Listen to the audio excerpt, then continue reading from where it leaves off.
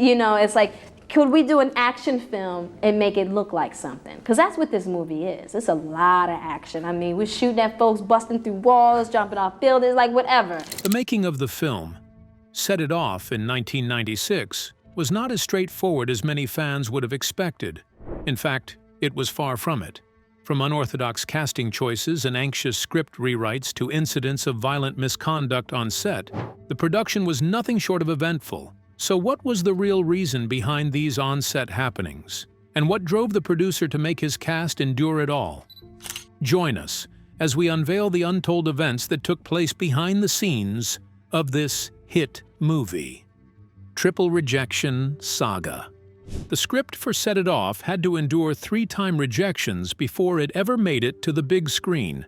This was funny because it later went on to become one of New Line Cinema's highest-grossing films of 1996, earning a $41 million profit against the $9 million budget. The persistence by the creative team to keep on submitting the scripts to the board after numerous adjustments upon adjustments spoke mountains to their belief that this will go on to be a huge success. It was later accepted by New Line Cinema on the 4th attempt, where they decided to expand the script and give the female leads broader character building.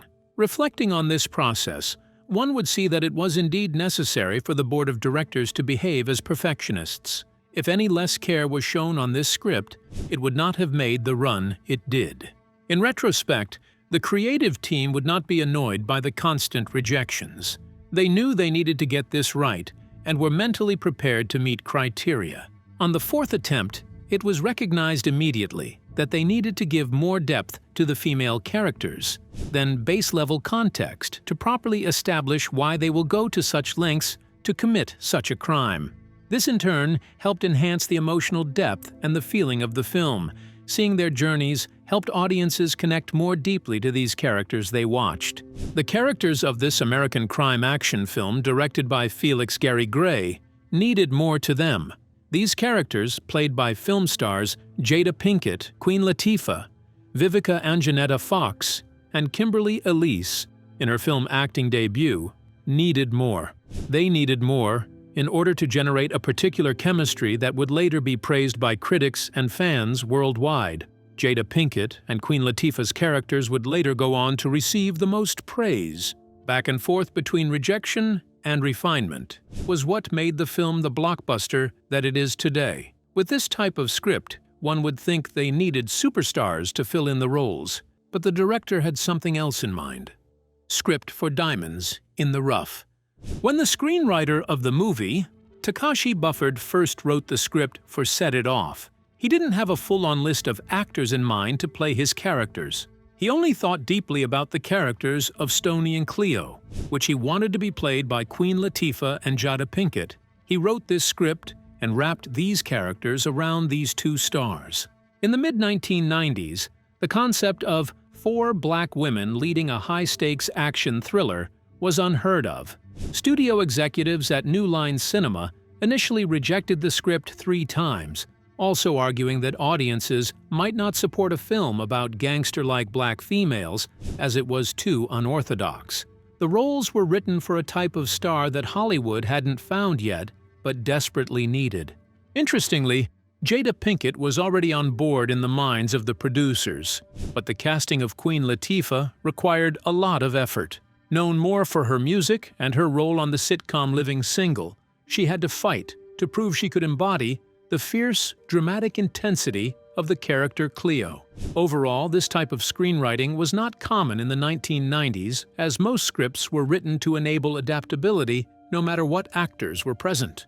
In all sense, Buford was essentially gambling, as he was basing the characters and screen presence on actresses he had never once encountered. It was a huge gamble, which could either make or break this project. He placed faith in the professionalism of Jada and Queen, placing emphasis on what he had heard and imagined rather than work experience with the two. There was a need for strong personas and actresses who were possessed with insane chemistry. His artistic vision didn't stop there. It took him to meet Kimberly Elise over coffee and pie in a restaurant where he discussed bringing her talents on board on this creative journey. The funny thing about this encounter was that he met her in that restaurant where she worked at the time, and immediately he saw potential in the way she served and attended to him. Right there, he knew she would be a perfect fit for this role, where women portray economic hardships and strong desire. Vivica Fox was the last to join as Frankie, a role originally considered for Rosie Perez. The four women came together to create a chemistry that felt deeply authentic, proving that the stars for these roles did exist. Hollywood just hadn't been looking in the right place. All different actresses scouted by Bufford? Different actresses? Bufford didn't believe in one path. Sometimes he loved cheekiness and ventured for a two-in-one casting. Maybe a doppelganger. For Tizian's son, played by Kimberly Elise, everything she did was for her young son, Jahuan. The fear of losing him to social services is what ultimately pushes the shy, single mother into a life of crime.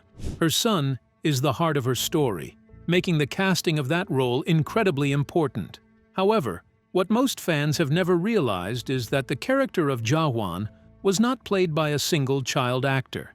In a clever move that is common in Hollywood, but often goes unnoticed by the fans and critics, the role was shared by identical twin brothers, Vincent and Van Baum. This practice was to curb strict child labor laws that were all over Hollywood at that time.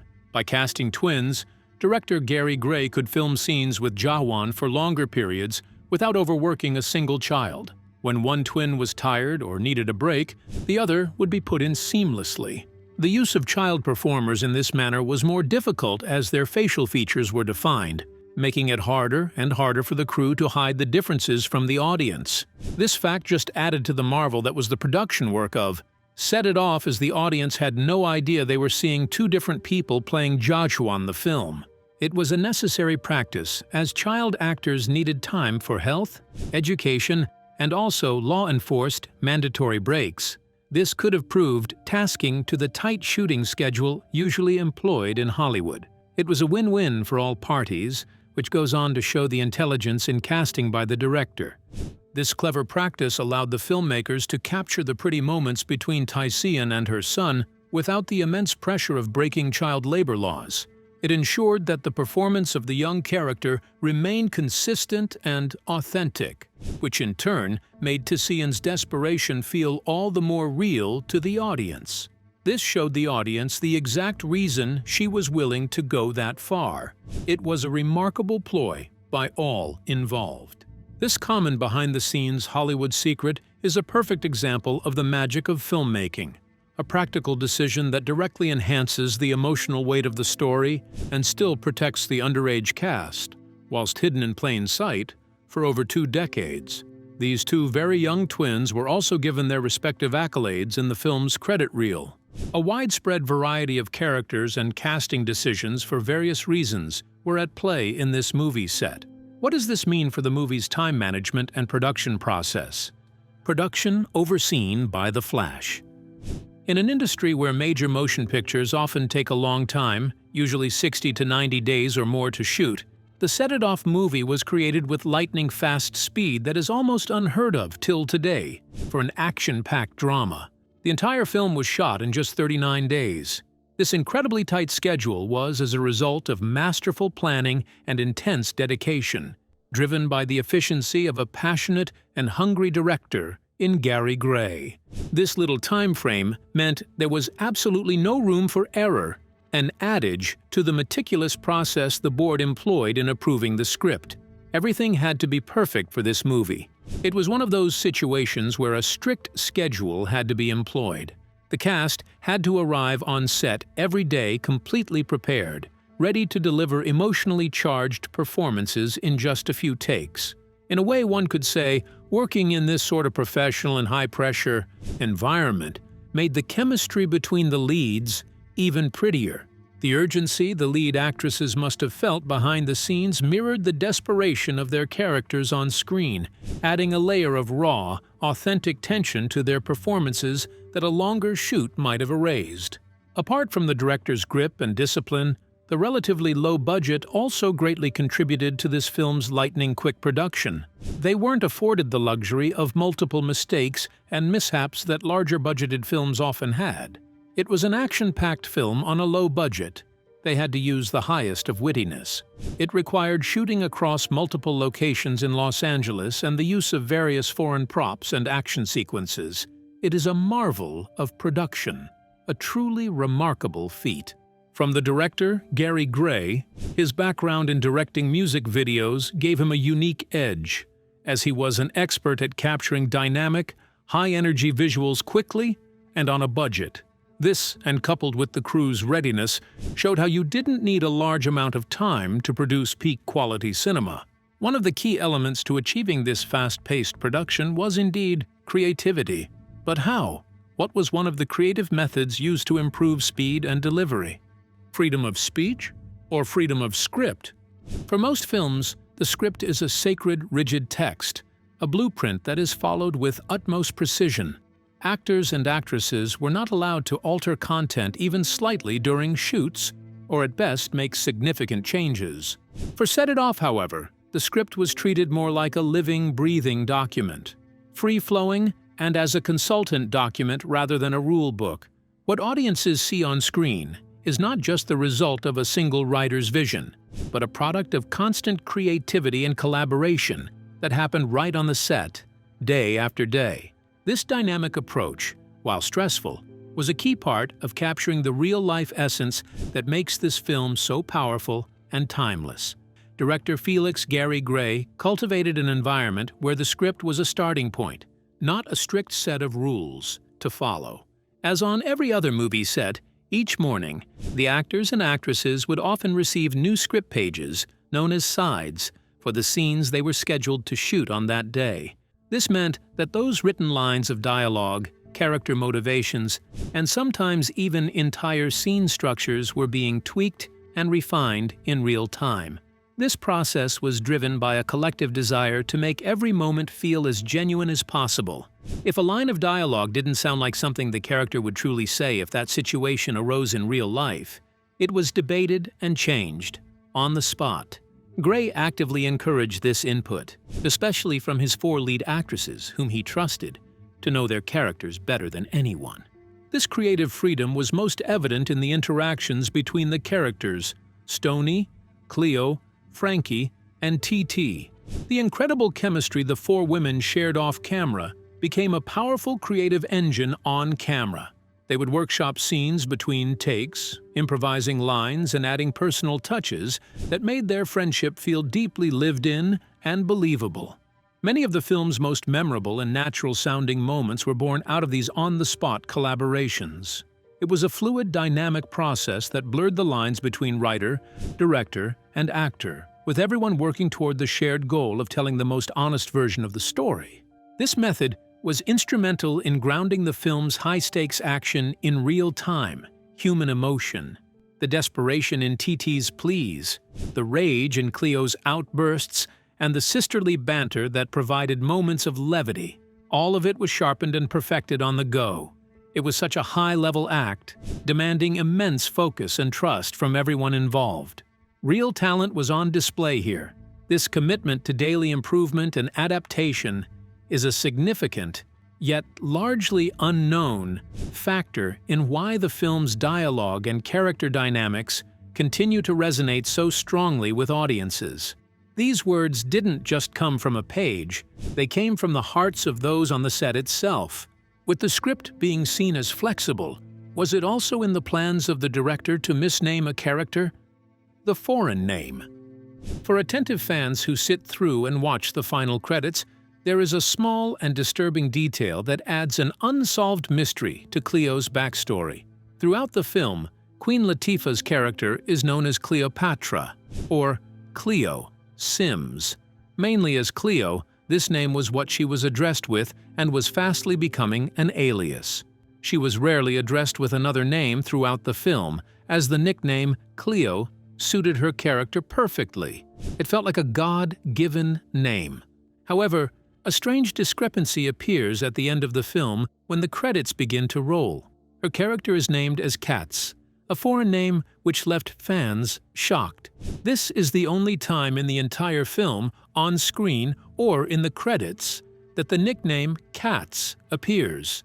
In the movie's dialogue, she is only ever referred to as Cleo.